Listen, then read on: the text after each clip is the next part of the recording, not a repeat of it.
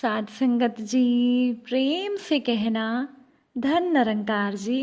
एक नई साखी के साथ स्वागत है आप सभी का आपके ही अपने चैनल पर। आज की साखी का विषय है विधि का विधान कोई नहीं बदल सकता। जो भाग्य में लिखा होता है वो तो होकर ही रहता है। तो चलिए सुनते हैं आज की ये साखी। साध संगत जी, रामायण के समय की बात है। सुलोचना वासुकी नाग की पुत्री और लंका के राजा रावण के पुत्र मेघनाथ की पत्नी थी। लक्ष्मण के साथ हुए एक भयंकर युद्ध में मेघनाद का वध हुआ। उसके कटे हुए शीश को भगवान श्री राम जी के शिविर में लाया गया था। अब अपने पति की मृत्यु का समाचार सुनकर सुलोचना ने अपने ससुर रावण से श्री राम के पास जाकर पति का शीश लाने की प्रार्थना की, लेकिन रावण इसके लिए तैयार नहीं हुआ। रावण ने सुलोचना से कहा कि वो खुद ही श्री राम के पास जाकर मेघनाद का सिर ले आए, क्योंकि भगवान श्री राम पुरुषोत्तम हैं, इसलिए उनके पास जाने में तुम्हें किसी प्रकार का डर नहीं होना चाहिए।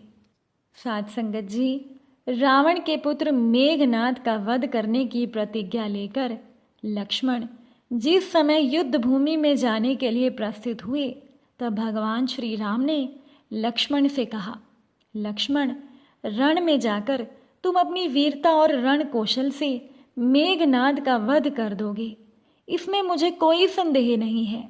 लेकिन एक बात का विशेष ध्यान रखना कि मेघनाद का मस्तक भूमि पर किसी भी प्रकार ना गिरे, क्योंकि मेघनाद एक नारी व्रत का पालक है और उसकी पत्नी परम पतिव्रता है।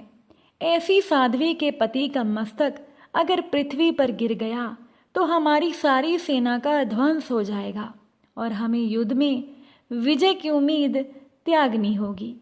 लक्ष्मण अपनी सेना लेकर चल पड़े। समर भूमि में उन्होंने वैसा ही किया। युद्ध में अपने बाणों से लक्ष्मण ने मेघनाद का मस्तक उतार लिया, पर वो मस्तक पृथ्वी पर गिरने नहीं दिया। अब हनुमान जी उस मस्तक को भगवान श्री राम के पास लेकर आए। मेघनाद की दाहिनी भुजा आकाश में उड़ती हुई उसकी पत्नी सुलोचना के पास जाकर गिरी। सुलोचना हैरान हो गई। अगले ही पल अत्यंत दुख से कातर होकर सुलोचना विलाप करने लगी, पर उसने उस गिरी हुई भुजा को स्पर्श नहीं किया, क्योंकि सुलोचना ने सोचा कि संभव है ये भुजा किसी दूसरे व्यक्ति की हो। अब निर्णय करने के लिए सुलोचना ने उस कटी हुई भुजा से कहा, अगर तू मेरे स्वामी की भुजा है तो मेरे पति व्रत की शक्ति से युद्ध का सारा वृतांत लिख दे।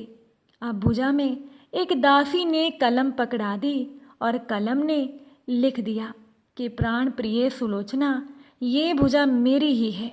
युद्ध भूमि में श्री राम के भाई लक्ष्मण से मेरा युद्ध हुआ।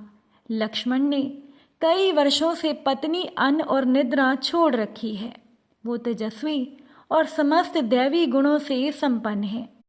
युद्ध में उनके सामने मेरी एक न चली। अंत में उन्हीं के बाणों से मेरा प्राणांत हो गया। मेरा सर श्री राम के पास है। अब अपने पति की भुजा लिखित पंक्तियां पढ़ते ही मेघनाद की पत्नी सुलोचना व्याकुल हो गई। पुत्र वधू के विलाप को सुनकर रावण ने वहां आकर कहा, शोक न करो सुलोचना, प्रातः होते ही राम की सेना के मस्तक मेरे बाणों से कट कट कर पृथ्वी पर गिर जाएंगे। मैं रक्त की नदियां बहा दूंगा। अब करुण चित्कार करते हुए सुलोचना बोली, पर पिताजी, इसमें मेरा क्या लाभ होगा? लाखों करोड़ों शीश भी मेरे पति के शीश के अभाव की पूर्ति नहीं कर पाएंगे। अब सुलोचना ने फैसला किया कि मुझे सती हो जाना चाहिए, किंतु पति का शव तो राम दल में पड़ा हुआ था। फिर सुलोचना सती कैसे होती? जब सुलोचना ने अपने ससुर रावण से अपने पति का शव मंगवाने के लिए कहा, तब रावण ने जवाब दिया, सुलोचना, तुम खुद ही राम दल में जाकर अपने पति का शव प्राप्त करो। जिस समाज में बाल ब्रह्मचारी हनुमान, परम जितेंद्रिय लक्ष्मण और मर्यादा पुरुषोत्तम भगवान श्री राम विद्यमान हैं, उस समाज में तुम्हें जाने से डरना नहीं चाहिए। मुझे विश्वास है कि उन महापुरुषों के द्वारा तुम निराश नहीं लौटाई जाओगी। अब सुलोचना के आने का समाचार सुनते ही श्री राम खड़े हो गए और खुद चलकर सुलोचना के पास आए। बोले, देवी सुलोचना, तुम्हारा पति योद्धा और पराक्रमी था। उसमें बहुत से सद्गुण थे, लेकिन विधि के विधान को कौन बदल सकता है? होता तो वही है जो भाग्य में लिखा होता है। आज तुम्हें इस तरह से देखकर मेरे मन में पीड़ा हो रही है। सुलोचना भगवान की स्तुति करने लगी। श्री राम ने उन्हें बीच में ही टोकते हुए कहा, देवी, मुझे लज्जित ना करो। पतिव्रता की महिमा अपार है, उसकी शक्ति की तुलना नहीं है। मैं जानता हूँ कि तुम परम सती हो। तुम्हारे सतीत्व से तो विश्व भी डरता है। अपने स्वयं यहाँ आने का कारण बताओ, मैं तुम्हारी किस प्रकार से मदद कर सकता हूँ। सुलोचना की आंखों में आंसू थे। उसने श्री राम की तरफ देखा और कहा, मैं सती होने के लिए अपने पति का मस्तक यहाँ लेने आई हूँ। श्री राम ने शीघ्र ही सम्मान सहित मेघनाद का शीश मंगवाया और सुलोचना को दे दिया। अब पति का शीश देखते ही सुलोचना का हृदय द्रवित हो गया। उसकी आंखों से आंसू बरसने लगे। रोते रोते उसने पास खड़े हुए लक्ष्मण की ओर देखा और कहा, सुमित्रा नंदन, तुम भूल कर भी घमंड मत करना कि मेघनाद का वध तुमने किया है। मेघनाद को धराशायी करने की शक्ति विश्व में किसी के पास नहीं थी। यह तो 2 पतिव्रता नारियों का भाग्य था। आपकी पत्नी भी पतिव्रता है और मैं भी पति चरणों में अनुरक्ति रखने वाली उनकी उपासिका हूँ।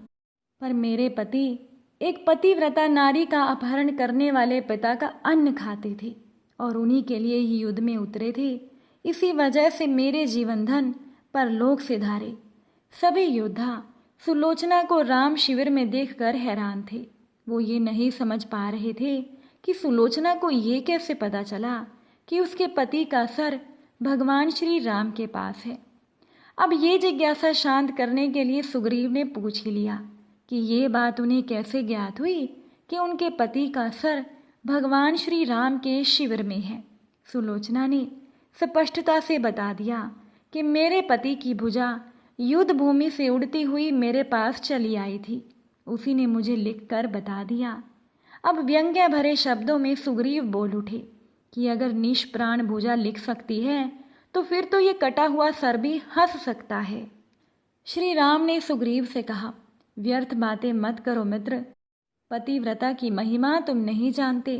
अगर वो चाहे तो ये कटा हुआ सर भी हंस सकता है।